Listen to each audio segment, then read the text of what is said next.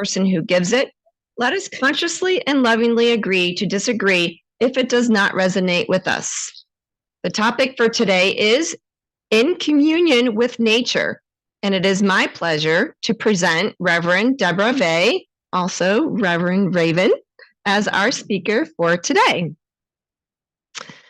Rev Debra Vegh, her spirit name is Raven Heart, is a gypsy, sorry, my P thingy, that was a tough one, gypsy shamanist, practitioner of the shamanic arts, ceremonialist, grief recovery method specialist, and creator of the Earth Doula Emergence, a spiritualist minister ordained through our very own Church of the Angels, whom she has been an active member for over 8 years, an organic hairstylist, massage, Reiki, and yoga instructor. She has been serving in the University of Humans for over 30 years. She is a dreamer, a visionary, and a lover of Earth and all her inhabitants, and most importantly, a lover of life. I present to you Reverend Debra Raven. Oh, and this is not working, but we still need it. Okay, great. Speak loud. All right, you got it. Okay. Good morning, everyone. Thank you all for being here. Such a beautiful day, and just take a deep breath with me. I always get a little nervous at first when I stand up here, but then I immediately calm.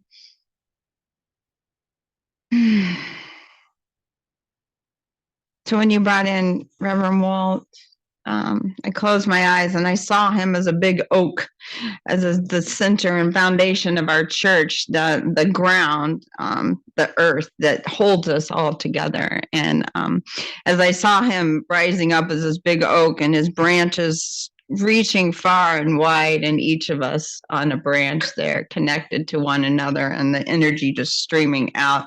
I saw like the Taurus with the energy coming in, the rainbow lights coming in and going out. And it was just so beautiful and powerful. And it was just like, whew. And I've been shaking ever since, even when I was up there just drumming with, I don't even know, what is that called? Anybody know what that block? I think it's called a cajon, but I don't know. Yeah. So I was just shaking a little bit. So yeah. So I proposed this topic, I think in August, I had a dream about our congregation, and it was right before our outdoor service. And I had a dream that we were in the middle of a grove of trees, of a forest, and we were all standing there and having conversations with each other and with nature.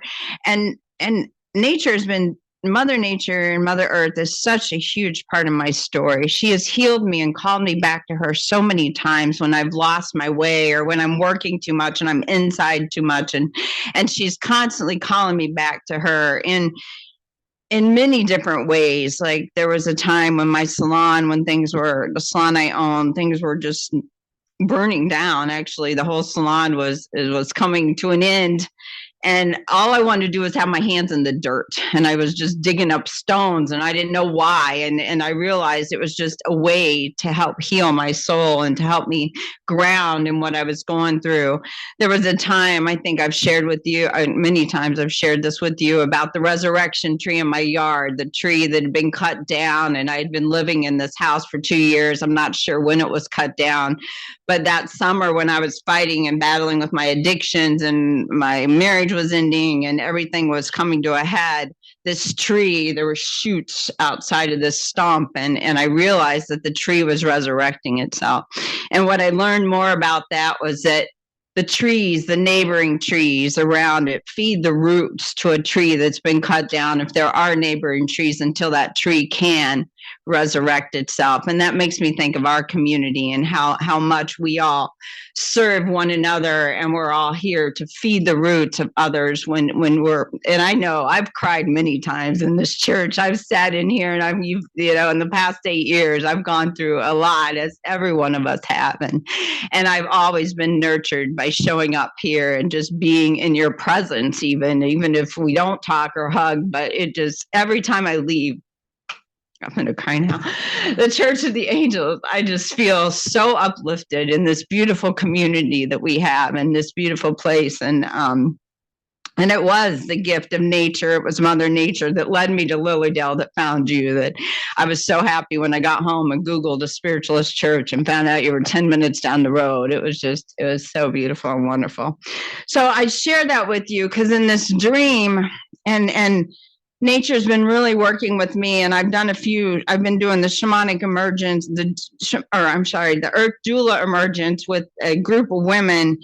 And the last few times I've been taking them through a shamanic journey in nature. The last time I was at Sulphur Springs, and they're journeying, and I tend to journey too when I'm drumming. And the trees were they were sobbing, and they were like, "Why doesn't anyone love us?" And I'm like, "Everybody loves you here." And they're like, "Yeah, they love us here, but out there they don't." And it was just, I was crying, and I was like, oh, and I just need, I think for me personally, the more I love earth, the more I get out barefoot on the earth and in relationship with her, the more love that can pour through me and the more beauty I see. We were driving the other day to the west side, and just the trees were just more vibrant than I've seen them. I think it was one of the days they were just popping. And right now this weekend, I know they're just so beautiful. And the gifts that we receive. This is one of my favorite books. It's called Nature Speak. I have his other book, Animal Speak, which is a Bible of mine too. And this Ted Andrews, I don't know if any of you know, he was from this area, and he writes a lot about the trees and the experience of earth and the animals around here. And I woke up this morning and I had a dream that said to find a quote in here. And so I opened this book, and this is what was gifted to me that I want to give to you, and nature wants to give to you, is the gifts of the earth. Native Americans recognize that they are a part of nature, not a ruler of it. They acknowledge a stewardship role with the natural world. Plants and animals are companions, healers, teachers, spirit messengers, and even younger siblings needing protection at times. As such, they are given the respect that one gives to any member of the human family. To them, everything in nature is related. All life is sacred, and thus everything that comes from earth is a gift, including the signs and the communications. Chaka collected gifts of acorns, chestnuts, and berries. The Natchez were great fishers and hunters and recognized their catch as gifts. The Tuscarora grew corn, considered a very sacred gift of earth. Native farmers practiced crop rotation to honor the earth, to keep the nutrients strong after harvesting. It was a show of respect for the harvested gifts of the earth. Young women were taught prayers to thank the earth for what was dug up and harvested. Nothing was taken without first offering a prayer. To the Cherokee, ginseng is a powerful healing plant. It grows wild in the mountains, but it can make itself visible to anyone unworthy of gathering it. I think that should be worthy of gathering it. Women were instructed to show respect for the plant by leaving the first 3 plants untouched and to say a prayer before digging up the 4th, leaving a bead as a gift to the plant spirit. By performing such honoring and appreciation, the earth spirits are encouraged to continue their gifts of food, guidance, and even protection. Every season brought its wisdom and gifts, which guided people and enabled them to survive. Each plant and animal has its purpose, and everything in nature has a consciousness and spirit. Among Native peoples, everything that comes from the earth must be honored. When it is, the gifts become more sacred and the communications become more clear and powerful. We must try to understand its language, to relate to nature in a new way. Every society taught that the only way the divine, no matter how you define the divine force within the world, could speak to humans through nature. And the only way humans could understand what the divine was saying to them about their lives was by studying nature, especially the plants and animals that caught their attention. The modern civilized world neglects its ability to understand this communication from nature and fails to recognize and read the signs. But no matter how much we cloak ourselves in civilization, the ability remains dormant and alive within each of us. because we will always be a part of nature, and nature is speaking to us all the time. So I wanted to share that with you because I've been in a couple locations now where the trees around me have been cut down, and I just cry. But the last time, I think I talked a little bit about it, was where I'm living now in Chagrin Falls. There's a condos across the street, and they had these beautiful pines, and they're cutting them down to redo the street. And I'm over there. I'm like, how do I handle it this time? The first time I had some trees cut down at a place I was staying, didn't go so well because I expressed my grief, and it just wasn't taken very well. So this time I'm like, I have to handle this differently. So I'm over there for 2 days watching this, and I'm just watching. And I happened to one of the workers one morning, I was getting my trash can from the curb, and I said hello to him, and he's like, good morning. And I said, they must really hate trees over there, huh? And he's one of them that's cutting the trees down, right? And he's like, well, yeah. He goes, I probably wouldn't be cutting them all down. And so that was an invitation. I walked across the street, and I had a little bit of tobacco with me. And I'm like, is it okay if I put some tobacco on the stumps? He's like, yeah.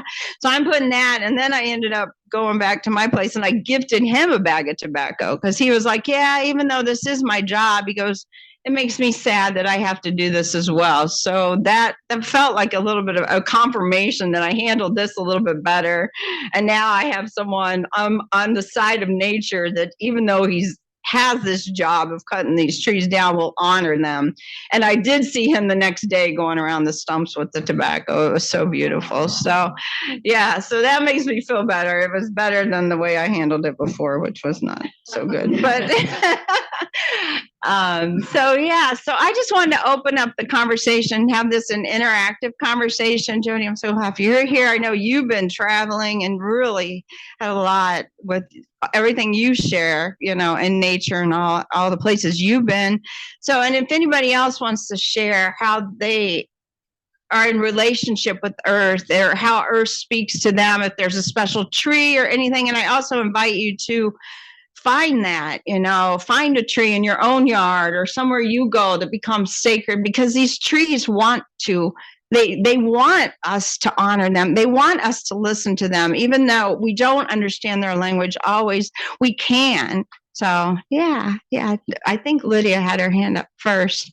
So do you want to start? Do we want to pass this around, or do you want to come up here? I mean, I can go up there. Okay. However you're comfortable, share. Well, it's just nice for the Zoom people. Yeah. And I'd like to know why this doesn't work. Anyway, okay, no, just kidding. It's just the battery. It's the battery. The battery's dead. Okay, anyway, I just wanted to share that I have learned a lot from my friends here at the church about nature. Melanie and you, I've really have started to pay attention. And this year, with the trees losing their leaves, I have been using, when I look at the trees, I've been using the trees to help me, because they have to let go. I'm like, oh, you're not letting go yet. I'm like paying attention to this, and I feel like I'm part of, with the trees, and I wanted them to help me let go of my things that I've been hanging on to for a long time, like this whole lifetime. But anyway, that's about me. I just wanted to share that I am now finally, letting go with the leaves. Every time a leaf lets go, I'm letting go of my stuff, and I think about it. So that's what I just want to share with you all with that. Okay, thanks.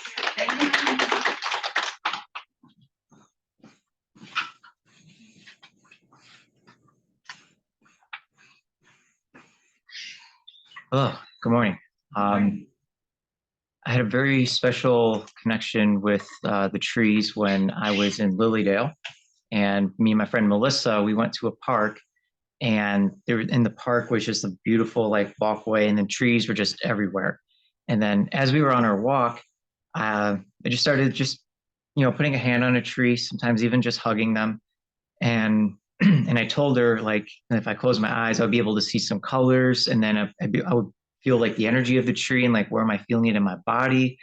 And then we had this thing where we would both be hugging the same tree, and then we would close our eyes, and then after a minute or so we would stop hugging it, and then we would both share our experience. And most of the time we would get the exact same like message or feeling in her body, or like seeing the same shapes and colors, and just experiencing that in that way. So something a little bit different to have fun with. Yeah, thank you.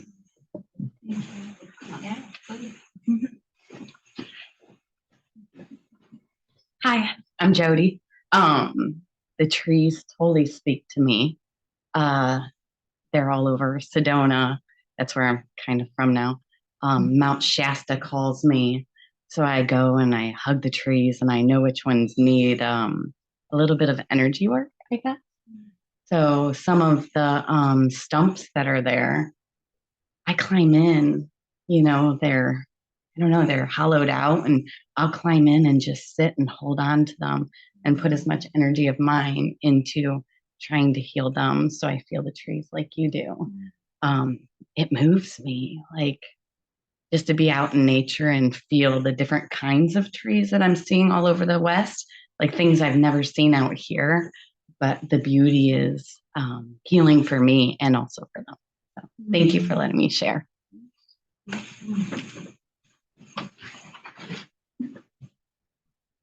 Good morning. Good morning. Good morning. Mine is not real spiritual, but it's fun. My friend moved to Florida about 8 years ago, and every fall I send her a picture of the changing leaves because it's so, the trees, the green in the spring, the colors in the fall mean so much to her. So I stopped at the park this morning and I took some pictures and I sent them to her.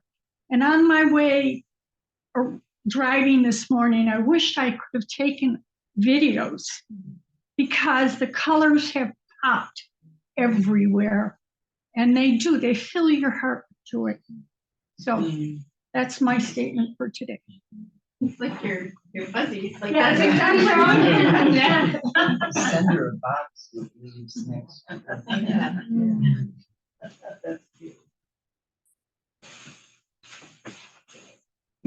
All right, for those of you that are tree loving novices, I have a way to get you started. And I had a retreat, a small retreat with some friends last year, and I had put together a scavenger hunt, kind of a nature scavenger hunt. And one of the things that I assigned them was to find a tree and find a picture in the bark. And it was really interesting because everybody found a picture in the bark. They found something in the bark. And the least accepting of my friends, she always comes along, but she never really buys in, So she found an angel in a tree that nobody else saw. And once we all saw it, it was really awesome. So that's just a way to get started, I think, to get started communicating with the trees. So.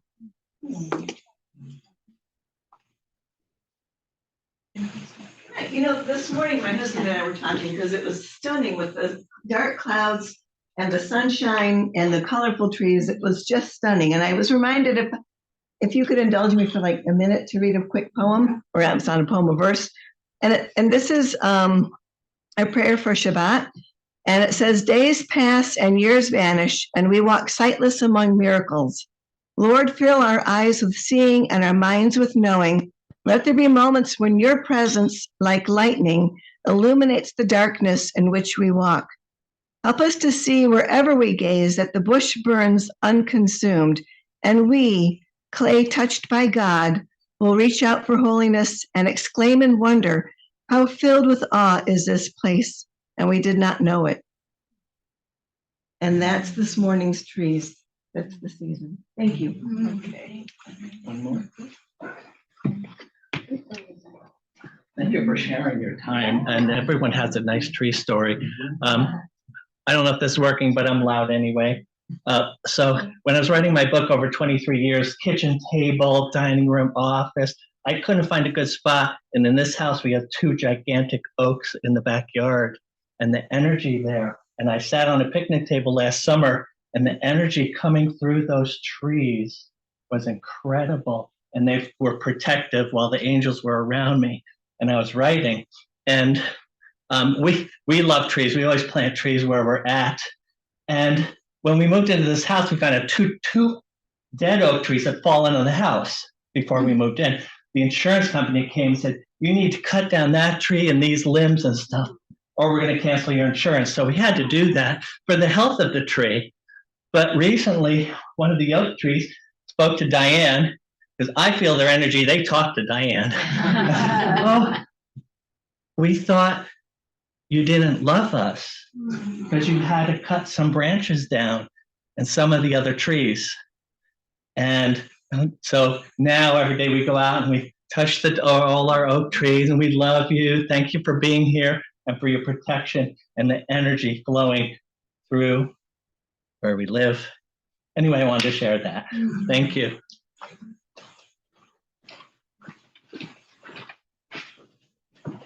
Thank you for bringing this up because I'm just so mad at, I live in a condo complex that was built in the 1970s, so it's aging and all that, but they're cutting down the trees over the last week, and it's pissing me off, I'm not gonna lie. It's really making me mad. I had a very visceral reaction to this, and I called the association. I'm like, why are you doing this? And they said that it'd been something that had been planned for some time. Some trees that were dying, some trees were unhealthy. I guess I get that. I got to be honest, I don't know a healthy tree from a dying tree. I don't know, because I just don't know. But, and I emailed I called them up and I was like, why are you doing this? And that's exactly what they said. I'm like, are you going to replant the trees that you're cutting down? And they weren't sure what they were going to do. I guess they don't have a plan. But what is the symbolism of putting tobacco on the stumps? Just honoring them. Okay, well, I would love to get some just pure tobacco you can get anywhere. Okay, yeah, so it just does make the complex look nice. And a couple years ago, they sent me a notice. I had a small patio, and I had this big, beautiful tree that came with it when I bought it, 20 odd years ago. And the way they sent out the notice was I love this tree because it kept my place cool, and I love, the squirrels and the chipmunks were, and the cats like to climb, to scratch on and all that. And I got this notice saying the tree has to be cut down, and you should have seen my reaction. It was not nice. A very visceral reaction. I think it was the way they communicated it to me. They didn't tell me why. They didn't tell me.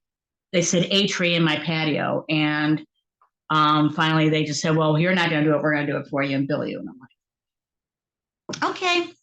So unfortunately, and this tree kept my place cool.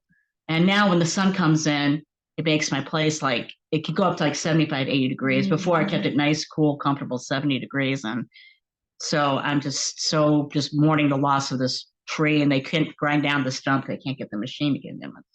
But anyway, thank you for letting me get this out. I do want to promote I don't know if anybody's ever heard of this charity called One Tree Planted. Have you heard of this? OneTreePlanted.com. What you can do is you can donate, and you can have trees planted anywhere. They'll have all over the world, no matter where it's needed. Here in the U.S., Europe, Asia, wherever. But it's called One Tree Planted. You can contribute monthly if you want, or contribute one time. But you choose where the trees are planted. So they have an option of where trees are needed the most. Like I said, Europe, North America, Central America, South America, so anywhere you want. So it's a small way to contribute. So every dollar contributed, say you contribute $50, that's 50 trees being planted. The money actually goes to pay the workers to plant the trees.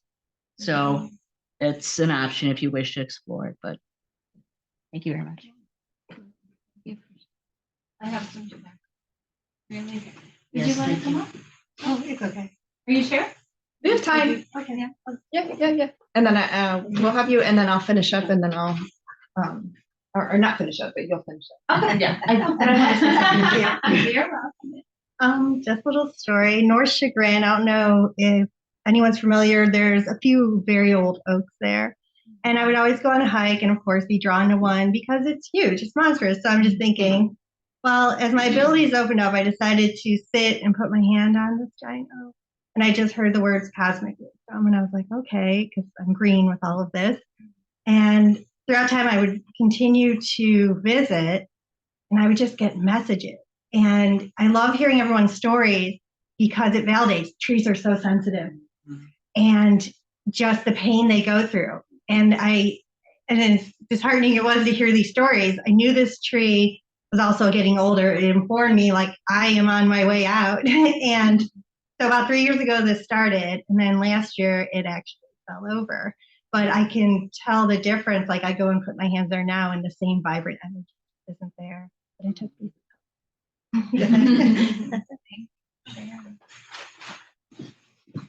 I don't remember who to give credit to for this, so we'll just credit to whoever said it. But I read about any time that we are out in nature, whether it's in our backyard or whatever, if we are taking a flower, before we cut the flower, we say thank you, and we let the tree, if we're cutting limbs or whatever it is, to let the tree or let the flower know what we are doing so that they can withdraw and it's less painful. So anytime, like sometimes we just know it's painful to do something, but sometimes it's necessary. And so this is something that we can do. Just talk to them and let them know what's going to happen and give them time to do that. And then again, give grace and thanks and then do what we need to do. I have a question. Yes. Where do you find it? What kind of if you want to put? Like I would like to know. Yeah. I sometimes get it at Drug Mart. There's this new place that opened, Puff and Stuff, I think it is. They have really good tobacco over there. So it's all about the intention of where, you know. Drug Mart has loose tobacco. Yeah, behind the counter. They have it hanging up there. There's loose tobacco, and you can get that pretty decent sized bag for like $7-8, I think. And then, yeah, but if you want even better tobacco, you can go and I just pray over whatever tobacco I get. And I think prayer and intention makes it sacred. So yeah. Real quick, I think it's so fascinating that even though the tree gone, the stump is gone, the roots still give life. Mm-hmm. Yeah. Thank you. So beautiful. Did that answer? So, yeah, and so. Oh, yeah. Yeah. Anything we do. Because sometimes we had to cut down one. The guy saw the base was starting to deteriorate and it was too close to the house. So we cut it down and then in the middle we'll hollow out the middle of it. So I think hopefully. Yeah. But the stump is still there and I still want to honor, you know, what's there.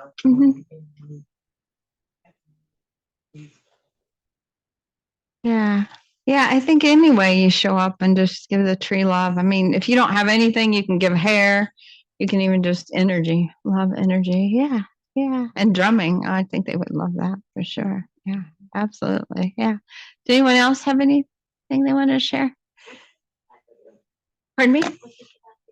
Tobacco, the Native Americans honor tobacco as a sacred gift in honoring your life. So like when you're offering tobacco to the tree, you're honoring the life of the tree, whether it be alive or I mean, they're always breaking down, even in the breaking down or living in some aspect of it. So yeah, so tobacco is a way that Native Americans honor each other. And when they ask for prayers, we put tobacco in the sacred pipes, we smoke it and the smoke goes up for prayers. And so there's many ways tobacco can be used. Maybe we'll do another talk on tobacco and yeah. I think also it's the intention, like you were saying, praying over the trees. But even if you don't have tobacco, you're visualizing that. You're also visualizing the smoke and how the smoke is helping and assisting the planet. Yes, absolutely. Yeah. You don't, and you don't have to smoke, like, you don't have to take a pipe there and smoke it. You can just offer the tobacco or however you want. But like you said, intention is everything. So even just us showing up and honoring the tree. Yeah. So the song we're going to sing after this is called Angels Where the Holes Are. But the reason why I bring that up is, when I was hiking in the West Woods, this was when I first started hiking on my own. My family my mom and grandma would be like, oh, you can't hike by yourself. You're a woman. And one day I was just like, I'm doing it. And I went to the West Woods and I love it. And I've been doing it ever since. But one day, do I have time to share this real quick? Okay. One day I was hiking in the West Woods, and this was, I think, back in 2015, 16. And there was the sun was shining down on this white tree that was hanging because they have those ground roots, those real thick ground roots. And it was a tree that had fallen. And it looked to me as I was hiking on the trail like a big white arrow pointing back off trail. And I was like, well, I got to follow this, right? So I went there, and you were talking about the angels and the trees.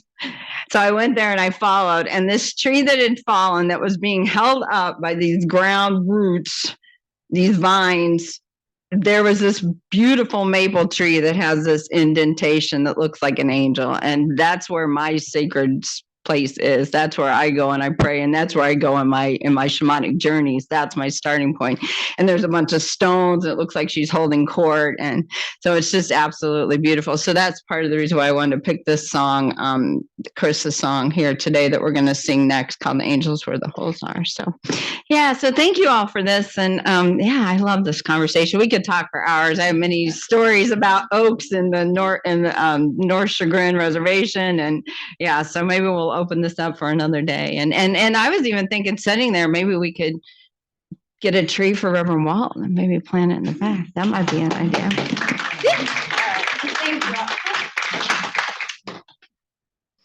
That was lovely. Thank you. Okay. It is now time to usher in time for healing, truth, and messages from Spirit. And please rise for our next song. Angels Where the Holes Are.